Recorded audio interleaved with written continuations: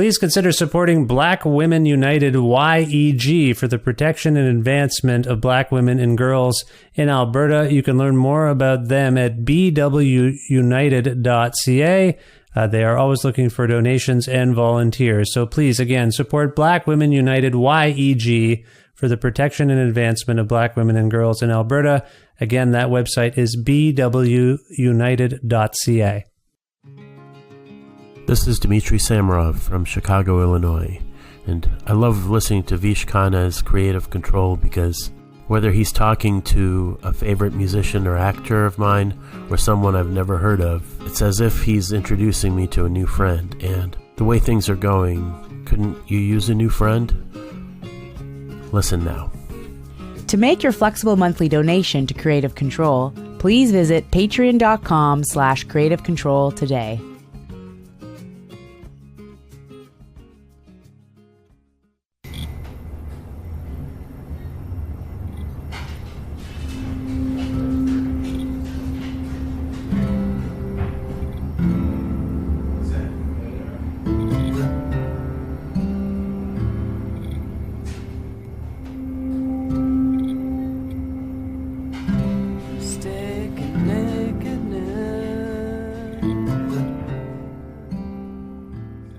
Tim Kinsella is a beloved singer, multi-instrumentalist, producer, and artist based in his hometown of Chicago, Illinois.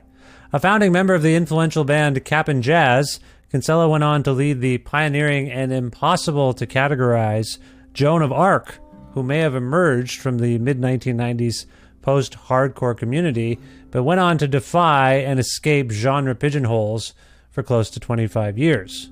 On July 12, 2024, Joyful Noise released A Window and a Mirror, which collects the first 5 Joan of Arc albums in deluxe color pressings, an exclusive 7-inch by Red, Blue, Yellow, the earliest iteration of Joan of Arc, and a 132-page hardbound book, all housed in an autographed, custom-built wooden box with laser-etched artwork. Tim and I caught up recently to talk about this lovely new set, his Chicago upbringing, and how he and his brother, Mike Kinsella from American football, first got into playing music, their band, Cap'n Jazz, and its post-breakup mythological status, Tim's relationship with music journalism and his public personas, punk rock, and rebellious conservatism, the times I saw the Promise Ring in Joan of Arc in southern Ontario in the mid to late 90s, why Joan of Arc might sound more normal these days, the band Tim Kinsella and Jenny Pulse and their next album, an upcoming reunion show by Cap'n Jazz, and why Tim would love to write new songs with that band, other future plans, and much more. A part of the Lionsgate Sound Network with the support of listeners like you who follow and subscribe to this listener-supported and donor-driven podcast, spread the word about it, leave nice reviews and ratings on your podcast platform, and make flexible monthly donations at patreon.com/creativecontrol, which is the primary and most reliable way for podcasters like me to make a living, and where a monthly subscription of $6 American or its currency equivalent means you can access every single episode of this show in its entirety, which is not the case without that subscription. Indeed, if you're subscribed to the Patreon at $6 a month, you will hear this entire lengthy conversation I had with Tim Kinsella. But if you're not, you will just hear an excerpt. So please consider supporting me and my work. This is my primary source of income, and I love doing it. But it's tough out there. So if you can afford to do it and want to support me and my work and listen to every single episode of this show in its entirety, please visit patreon.com/creativecontrol today. Thank you so much. With additional support from Blackbird Music, a wonderful record store with bricks and mortar locations in Edmonton and Calgary, Alberta, and a great website, blackbird.ca, where you can order things. You can order them to be picked up at the stores if you live in Calgary or Edmonton or nearby, or you can have them shipped right to your house. It's just that simple. Say you want to try to snag I don't think there's that many copies of this box set, but say you want to snag a copy of a window and a mirror. Well, if Blackbird can get it for you, they will. Visit blackbird.ca for more information. Plus in-kind support from independent businesses like Pizza Trocadero, The Bookshelf, and Planet Bean Coffee in Guelph, Ontario, and Granddad's Donuts in Hamilton, Ontario. This is episode 884 of Creative Control, featuring the lovely and talented Tim Kinsella, with your host, me, Vish Khanna. Please enjoy this excerpt from our conversation, and to hear the whole thing, again, subscribe to the show at patreon.com/creativecontrol.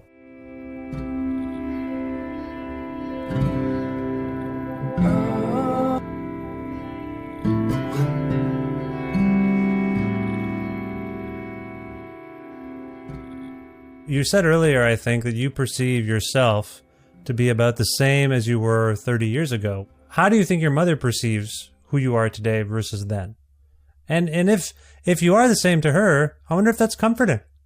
Because I feel like I see it with my kids too. They're kind of getting older. I'm like, man, it's just they're like actually totally different people, but they're the same. And my parents too are always like, my baby, and I'm like, I'm 46, like I'm not a baby, like please stop it. But I think your parents just see you as one thing anyway. They freeze you in your mind. Sorry, I got in the way of my own question. Do you think your mother thinks you're pretty much the same as you were 30 years ago, or do you think she sees you as, look, you're an adult, stop acting like... No, I think she sees me as exactly the same. Yeah. Yeah? Okay. Yeah. But even not just my mother, I mean, it is like with this box set and like a Captain Jazz reunion coming up. Yeah. It is like, in terms of like process and what I do every day, it feels the same. Yeah. But, my interests become more, diversify, become more nuanced or whatever. And so it might not sound the same, but I do think I still sometimes meet people who are surprised, they just like know me from Captain Jazz and think I'm like a screaming 20-year-old spaz. I was going to ask about that. You have a interesting perspective probably on this kind of stuff, because you did something with your friends and your relatives. You made some music, and for some people that's who you are, and that music happened 20, 30 years ago, and what's 30 that? Years now. Yeah, what's that like for you? I mean, to be like thought of as that guy. Wait a minute, this is really interesting, because you're kind of saying you are that guy. You're the same guy, so it doesn't matter. It doesn't matter what they think. You're that guy, so why wouldn't you? Why wouldn't they be interested in that? Huh? Sorry. Yeah, I mean, it's a little like me and Jenny just finished mixing our new record last week, and as exemplified by the music we make, I don't have the same sensibilities, or it's still just trying to like tap into a kind of hypnotic feeling or something in people, but it's not. Yeah, I don't know. I'm not interested in a lot of the things I used to be kind of obsessive about. Energy, for example. When we play now, I don't feel when I was younger, I used to have this sense that I need to like project and I need to like fill the room or something. Now I just feel like I just need to be present. I need to like be in my body. I don't need to like, we create the center of concentration. Right. Fill the room with your voice and noise? Yeah. Yeah. But even like, just I would visualize like my voice reaching the back walls of the room or whatever. And now I'm just like very in my body when we play. So, that's more of an example of a lot of things, not like the whole thing. But you're saying that shift in like a philosophical shift, I guess. Yeah. That could be the offshoot of experience and age and wisdom? Yeah, for sure. Okay. So you're not really the same. You just do a lot of the same stuff as you did. Well, it's weird too with the time warp. There's the pandemic time warp, but there's also just the like, there was a Joan of Arc show in Cleveland a few years ago, and we were like, oh yeah, cool, Cleveland's always great for us, this is going to be great. And then we showed up and, there's maybe like 50 people or something, and we were like, where'd everyone go? And then we were like, oh, we haven't played Cleveland in like 12 years. Right. So like, if someone was 18 at the show, they're 30 now. That's a very different place. Yeah. Right. So time is moving on, even if you are sort of moving with it. You're just moving a bit slowly. I want to talk about, well, first of all, congratulations on this Joan of Arc box set. It's a remarkable achievement to have been in this band. And it's been fun revisiting these albums for me. And I want to get into that in a moment. It's ostensibly why we're here. You also mentioned another Cap and Jazz reunion, because there's been some over the last few years. Yeah. Before we get into all of the sort of present day activity, I think it might be useful to talk about where this all kind of came from. I think externally you're thought of as being from a musical family because of some of the activities of your siblings. But can you maybe characterize what it was like to grow up in your household in terms of your interactions with music and then how you found it, I suppose? Yeah, it wasn't, our parents weren't, and I have one brother, Mike. Oh, I'm sorry, I said siblings. Yeah. Nate is our cousin. He's also in American football. Right. You can see why our parents, you can see why someone would be confused sometimes. Oh yeah, sure. Yeah. Sorry, I forgot about that. Yeah, our parents weren't musical people. Like my mom plays the piano, but we had a piano in the house, but it was never tuned. And she didn't I never saw her play it. And she had a couple Johnny Mathis records or something, and my dad liked Chuck Berry and Jimmy Morrison and the Doors, as he used to call them. Jimmy. Jimmy Morrison and the Doors. But yeah, they weren't music wasn't encouraged or anything. But I don't know. I was just obsessive. As a little kid, I got a couple Kiss records from a garage sale at our neighbor's, and I was just immediately hooked. I didn't want to do anything except listen to Double Platinum and Love Gun over and over and over. Just stare at the covers. So that's listening. Kiss, big deal.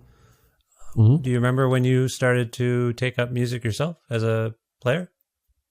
Yes, so I really wanted to be a drummer, and my mom taught at the grade school that we went to, and so she approached the band teacher and was like, "Oh, my son wants to play drums." And he was like, "Oh, well, you start with the snare." And so my parents bought me a snare drum at a garage sale for maybe my 10th birthday, and I vividly remember going in the basement with them and them standing over me and being like, "Let's see what you're going to do." And I just hit it as hard and as fast as I could and screamed at the top of my lungs till I fell over. And they were like, "Okay." And then they took the drum away, and my next birthday I got an electric guitar. Oh, interesting. But it was a Washburn with the locking nuts on the bridge. Oh, okay. So to tune it, I needed a Allen wrench. Allen key? Yeah. Yeah. And as a little kid, that was too much for me to deal with, so I never learned how to tune it for a very long time. I really never played in standard tuning until the pandemic. Oh, really? Because of that experience, maybe? I don't know. I guess I'm making the connection now, but I learned in open tunings just because it seemed simpler to me. Okay, there's less things to keep straight, Interesting. Yeah, and then during the pandemic, I took online lessons and learned my scales and stuff. Oh, what was that like? So you're in your 40s doing that. What was that like? It was pretty shocking because, I'm exaggerating a little. I could, if someone handed me a guitar in standard tuning, I could play chords and stuff. But yeah, I couldn't believe how simple it was. Because by that point I'd put 30 years into playing it in a different way. And I was like, this is amazing. Everything is exactly where I want it to be. Yeah. This is so easy. Yeah. So that's been a big shift with me and Jenny's music. And in terms of your brother, who followed who in terms of the pursuit into looking into playing music? Who followed who? I guess I'm older. Did you start before Mike? Yeah, I had a band with Sam and Victor and a couple other guys. And I remember I was at the skate park and my friend's mom was giving us a ride home. and there was a traffic jam. And when I got home, Sam and Victor were over, and Mike had gone downstairs, and they were like, "This is great. He's in the band now." And I was like, "No way, not this guy." And they were like, "No, we want him." So then it just kind of stuck. Why was your impulse to say not this guy? We fought a lot. Oh, okay. As kids. Yeah. And adults. we don't fight much anymore. Okay. Well, you fought, and so you didn't want to play with your brother. Yeah. Okay. So in terms of the instruments you can play now, with relative proficiency, comfortable enough to record, what would you say you play? Guitar, and I'm into programming stuff. Yeah. But yeah, I can't play piano at all. I do live, basically one finger. Yeah, I don't know. Yeah. I can hit drums, but no one would want to see it. Okay, so when your brother, sorry, just so we get this on the record, what does your brother play? He plays guitar and sings in American Football and Owen. Yeah. He played drums in Captain Jazz and Owls. Right. Okay. So he can play the drums. Oh yeah, he's a great drummer. He's a great drummer. Yeah, absolutely. Yeah, drumming and he's on some of the Joan of Arc stuff as well. A little bit, yeah. Yeah, a little bit. Okay. Well, this is fascinating. So we have to get from where we're at in this conversation, I think primarily to Joan of Arc. How did you get there exactly? You mentioned some people you were playing with and how you wanted to exclude your brother Mike from the proceedings, but it didn't take, I guess. So what was going on in that realm there? When did you start playing out in bands? Well, Captain Jazz did a few tours. At the time, we were very young. We were 20 when we broke up. I guess I must have turned 20 a month or two before we recorded the record. So basically all the songs people know, I was 19 when we wrote, and Mike would have been 16. Yeah. And Sam and Vic would have been 17, 18. So we were really young. Yeah. Very, very young. And as it was going on, because just so people understand this who may not be familiar, Captain Jazz had a pretty profound impact on underground music. But it was sort of almost mythical. Sorry, does that make sense, Tim? Did you feel like something happened to that band after it was done? Oh yeah, definitely compared to when it was happening. Yeah.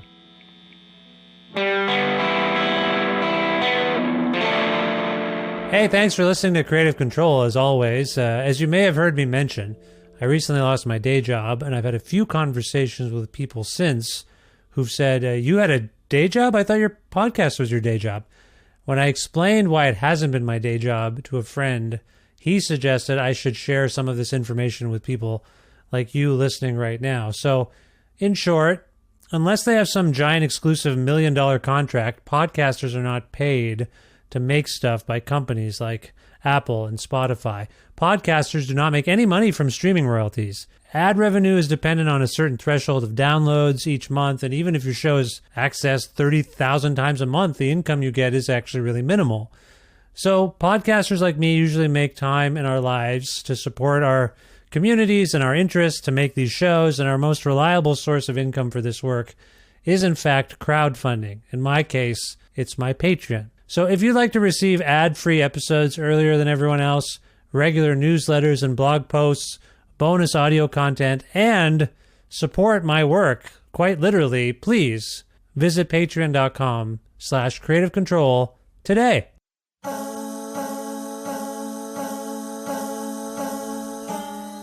Thank you so much for listening to this excerpt from a recent episode of Creative Control with Vish Khanna. Every other Creative Control episode is only accessible to Patreon supporters. This is one of them. So please visit patreon.com/creativecontrol and become a subscriber today, and you won't miss a single episode in its entirety. There are links in the show notes to take you right there. So if you're able to, please do support this show and enjoy hours and hours of conversation. Thank you.